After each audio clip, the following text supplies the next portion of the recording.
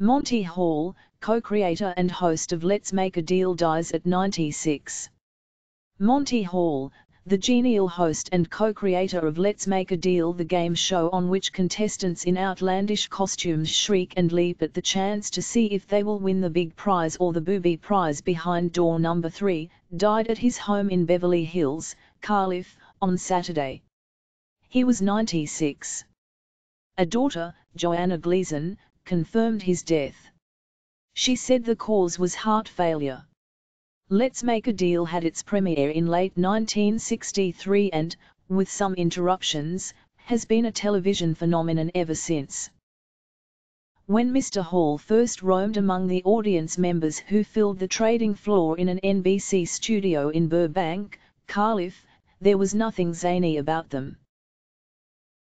They came to the show in the first week in suits and dresses, Mr. Hall told the Los Angeles Times in 2013. Within weeks, however, things had changed. By one account, the turning point came when a woman in the audience, vying for Mr. Hall's attention with hopes of being chosen as a contestant, wore a bizarre-looking hat. Mr. Hall recalled it somewhat differently in 2013. The game changer, he said, was a woman carrying a sign that said, "Roses are red, violets are blue, I came here to deal with you." Whatever it was that opened the floodgates, would-be deal makers were soon showing up wearing livebird hats, Tom Sawyer costumes or boxes resembling refrigerators. Some simply waved signs pleading, "Pick me." It was all for the chance to barter their way to a big prize. A woman might sell Mr. Hall the contents of her handbag for $150, and then agree to trade that $150 for whatever was behind a curtain, or in a big box, in the hope that it was something valuable, say, a $759 refrigerator freezer stocked with $25 worth of cottage cheese and a $479 sewing machine. She could then compound her glee by being smart enough not to trade it all back for the old purse and whatever amount of cash Mr. Hall had slipped into it, maybe a hefty amount or maybe a measly $27. If she went for the deal that turned out to be a loser, she was, in the language of the show, zonked. At the end of the show, the two biggest winners were given a shot at the big deal. They could trade their winnings for whatever was behind one of 3 doors, a new car, perhaps, or $15,000 in cash, or, if they were not so lucky, something worth less than what they had traded.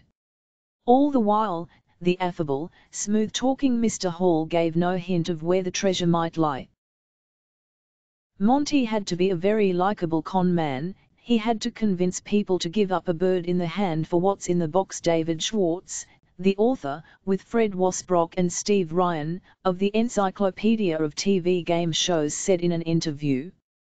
Mr. Hall had other responsibilities, too, Mr. Schwartz added. He had to be a traffic cop, to get a decision out of the contestant without taking a long time. With his great ability to ad-lib, he knew how to keep the show moving. Mr. Hall kept Let's Make a Deal moving for most of almost 5,000 broadcasts on NBC, on ABC and in syndication.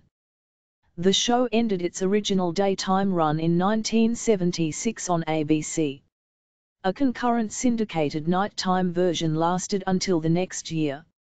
It occasionally resurfaced over the next decades and, after being off the air for a while, was revived in October 2009 on CBS, with Wayne Brady as host. That version is still on the air. Let's Make a Deal became such a pop culture phenomenon that it gave birth to a well-known brain twister in probability, called the Monty Hall problem. This thought experiment involves 3 doors, 2 goats and a coveted prize and leads to a counterintuitive solution. The show itself could give rise to the unexpected. You get some strange moments, Mr. Hall said in 2009. He recalled the day that a contestant was zonked when he chose a curtain behind which he had hoped was a car. It was an elephant, Mr. Hall continued. It freaked, ran backstage, down a ramp and out into the streets of LA. That's probably the wildest moment. Mr. Hall had his proud moments as well. In 1973 he received a star on the Hollywood Walk of Fame. In 1988, Mr. Hall, who was born in Canada, was named to the Order of Canada by that country's government in recognition of the millions he had raised for a host of charities. In 2013 he was presented with a Lifetime Achievement Award at the Daytime Emmys. Born in Winnipeg, Manitoba, on the 25th of August, 1921, Monty Hall, he later changed the spelling of his first name and took the stage name Hall, was one of two sons of Maurice Halperin, a butcher, and the former Rose Ruzen, a teacher. He earned a bachelor's degree in chemistry and zoology from the University of Manitoba. But, smitten by applause while appearing in college musicals, he moved to Toronto and began working as an actor and singer. In 1955 he moved again, this time to New York, where he became a regular on Monitor, a mix of comedy, music, sports and news on NBC Radio. 5 years later, Mr. Hall moved to Hollywood to host Video Village, a CBS TV show on which contestants played the role of tokens on a human-size game board. He teamed with the writer and producer Stefan Haytos to create Let's Make a Deal in 1963. Mr. Hall is survived by a show business family, 2 daughters, Joanna Gleason, a Tony Award-winning actress, and Sharon Hall, a television executive, a son, Richard, a producer who won an Emmy for The Amazing Race, a brother, Robert Hall, a lawyer, and 5 grandchildren. His wife of almost 70 years, the former Marilyn Plotl, an Emmy Award-winning television producer, died in June. Mr. Hall remained involved in Let's Make a Deal to the end, as an owner of the show and an occasional guest. Interviewed in 2013, he gave Mr. Brady, his successor as host, his seal of approval.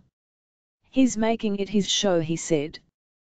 "He's learning the star of the show is the contestant and to make them feel at home, make them feel like they came to your party."